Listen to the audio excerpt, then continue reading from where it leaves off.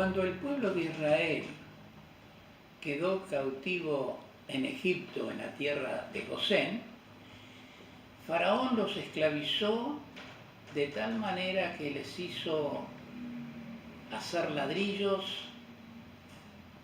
y los trató duramente. Estuvieron allí 430 años y ellos clamaron a Dios. Y Dios les respondió y envió a su siervo Moisés para que enfrentara a Faraón, y a través de este hombre que Dios había escogido, produjo 10 juicios sobre Egipto y sobre Faraón. Pero el corazón de este rey estaba completamente endurecido, hasta el punto que Dios le quitó la vida al heredero, y entonces sí, ahí los dejó salir de ese lugar en el cual habían estado sometidos a la esclavitud. Y vamos a nosotros a reconsiderar este tema, porque no solamente tenían que salir de ese lugar de esclavitud, sino que Dios les había prometido que entraran a la tierra prometida, donde era un lugar que fluía leche y miel, donde abundaba la agricultura, donde era prácticamente un paraíso. Y justamente Dios deseaba que su pueblo, que había sido esclavizado tan tremendamente, pudiera gozar de ese lugar. Y vamos a ver un poco para entender cómo tuvieron que salir de esa esclavitud. Tenemos en Deuteronomio capítulo 1, versículo 2, lo siguiente, que dice: 11 jornadas hay desde Horeb, camino del monte Seir, hasta Cades Barnea. Y entendamos que las jornadas eran los distintos lugares en el desierto. Y justamente el pueblo hizo esas 11 jornadas y les llevó aproximadamente 2 años, porque en cada lugar Dios les daba una lección para que aprendieran.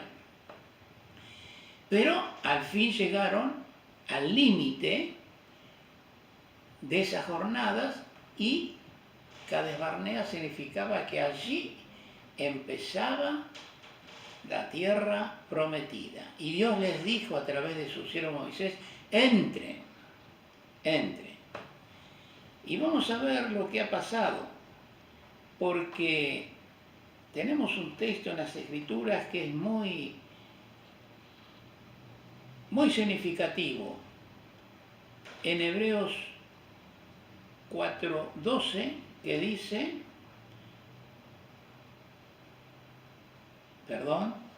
Hebreos capítulo 11, versículo 6, que para Dios todas las cosas son posibles, pero es necesario que el que se acerca a Dios crea que le hay y que es galardonador de los que le buscan. Y entonces allí comenzó el titubeo del pueblo.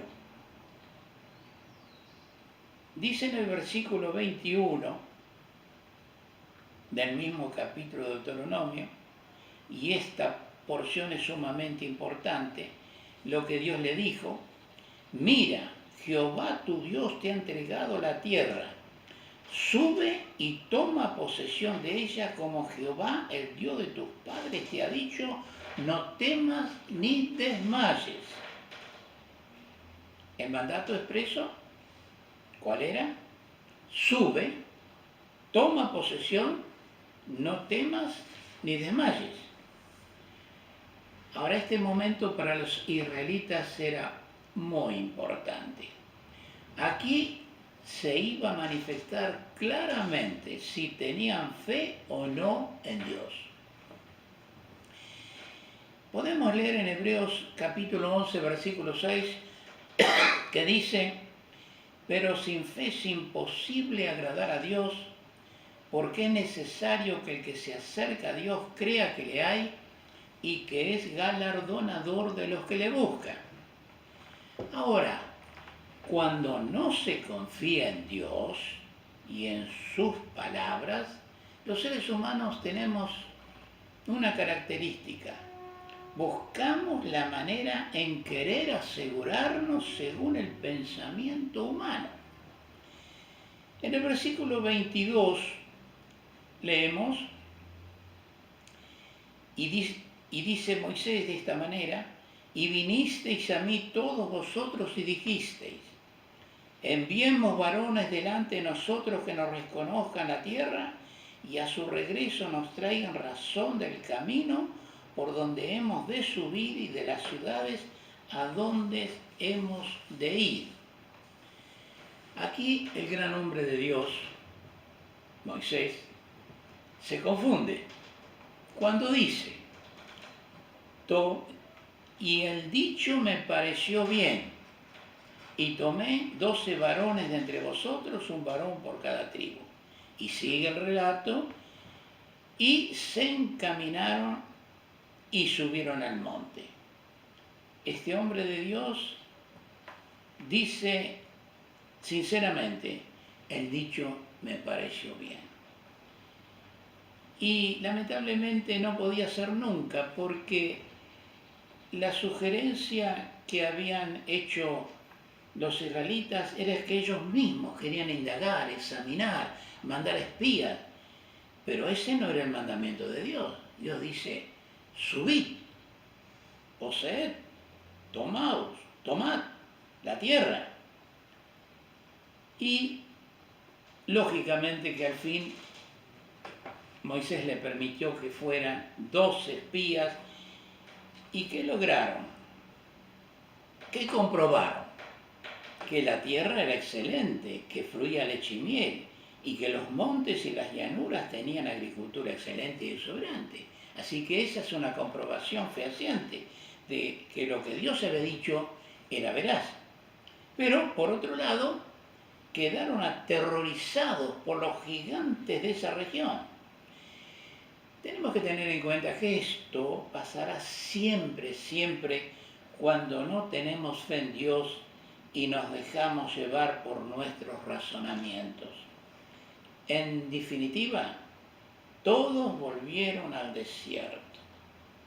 Pero en el amor y misericordia de Dios no los abandonó. Les faltó la fe para entrar a la tierra prometida, pero Dios siempre es bondadoso en misericordia y no los abandonó. ¿Por qué?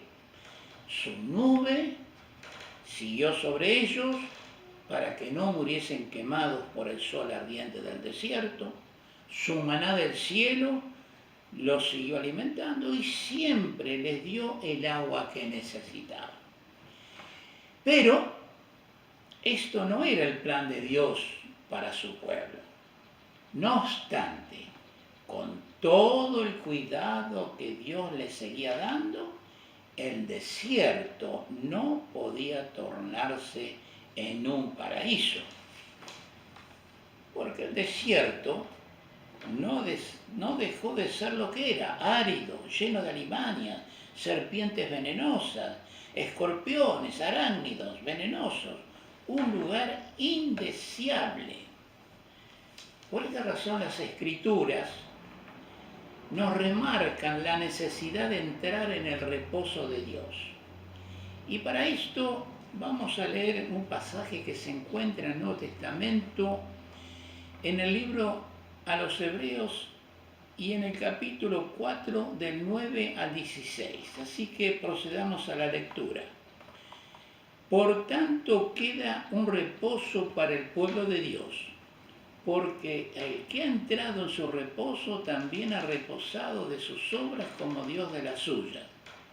Procuremos pues entrar en aquel reposo para que ninguno caiga en semejante ejemplo de desobediencia, porque la palabra de Dios es viva y eficaz y más cortante que toda espada de 2 filos y penetra hasta partir el alma y el espíritu, las coyunturas y los tuétanos, y discierne los pensamientos y las intenciones del corazón. Por tanto, teniendo un gran sumo sacerdote que traspasó los cielos, Jesús el Hijo de Dios, retengamos nuestra profesión. Y esto significa simplemente que nuestra mira y nuestra confianza tiene que ser siempre en Dios, no en nuestros razonamientos, especulaciones. Y es muy triste cuando el creyente de esta dispensación tiene esas dudas y no entra en la plenitud que el Señor Jesucristo nos ha suministrado a través del sacrificio que Él realizó en la cruz del Calvario. Por eso hay unas palabras de admonición, justamente en el versículo 22, que dice: acerquémonos con corazón sincero, en plena certidumbre de fe, purificados los corazones de mala conciencia y lavados los cuerpos con agua limpia. Y esto significa simplemente que nosotros los creyentes de esta dispensación, un día hemos recibido a Jesucristo como Salvador, pero Dios tiene un reposo para cada creyente, no solamente con la salvación eterna que ya posee, sino que en esta vida, no en el cielo, en esta vida, tiene un lugar de reposo. Digamos, un lugar donde se descansa, donde se experimenta la plenitud del Espíritu Santo, donde se experimenta la guía para la vida. Y lamentablemente muchos creyentes tienen la salvación eterna, no se van a perder, pero lo que se van perdiendo es tener esa quietud, esa plenitud del Espíritu, se pierden de estar dependientes del Señor y lamentablemente siguen con sus razonamientos, especulaciones, se dirigen siempre con sus pensamientos, especulaciones, y mientras está en ese estado, lógicamente que no podemos gozar plenamente de ese reposo. Pero qué bueno es cuando los creyentes confían en el Señor, cuando creemos en Jesucristo, fuimos salvados eternamente, una vez y para siempre. Pero mientras estamos en esta vida, necesitamos la llenura del Espíritu Santo, porque de otra manera podemos entrar en el desierto. Y eso significa que vamos a ir para aquí y para allá, sufriendo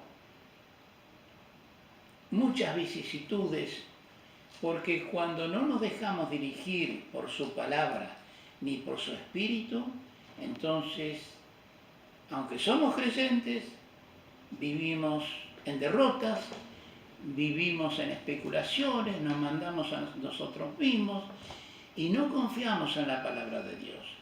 Pero el Señor nos manda que entremos en el reposo. Esto significa que ahora como creyentes necesitamos leer la palabra, ponerla por obra, vivir en esos lugares celestiales que el Señor tiene para nosotros y que se cita en el libro de los Efesios.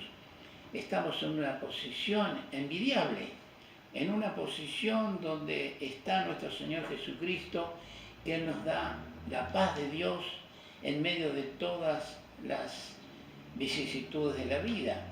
Pero el creyente no puede vivir como los israelitas, especulando con los razonamientos, argumentando qué es lo mejor. Ahora pertenecemos a nuestro Salvador y Él es el que tiene que guiar nuestros pasos cada día. ¿Para qué? Para que la paz de Dios, que sobrepasa todo el entendimiento, sea una realidad en nuestras vidas. Ojalá que la sangre preciosa de Cristo nos siga limpiando de todo pecado, pero además que nosotros nos dejemos conducir por la palabra para que en medio de las vicisitudes de la vida tengamos esa paz de Dios que sobrepasa todo entendimiento. Que el Señor nos bendiga Que el Señor nos dé su bendición y que nosotros aprovechemos que Dios nos da el poder y la capacidad para servirle en este mundo. Porque la tierra prometida tiene que ver con esta vida terrenal, no con el cielo. Porque cuando partamos no necesitamos luchar contra gigantes ni contra problemas que se nos presenten, pero mientras estamos en esta vida podemos vivir en el reposo de Dios. Y ojalá que entendamos cómo hacer por la palabra para que vivamos en la plenitud del Espíritu, en esa paz de Dios que sobrepasa todo entendimiento. Ojalá que así sea para cada uno de nosotros.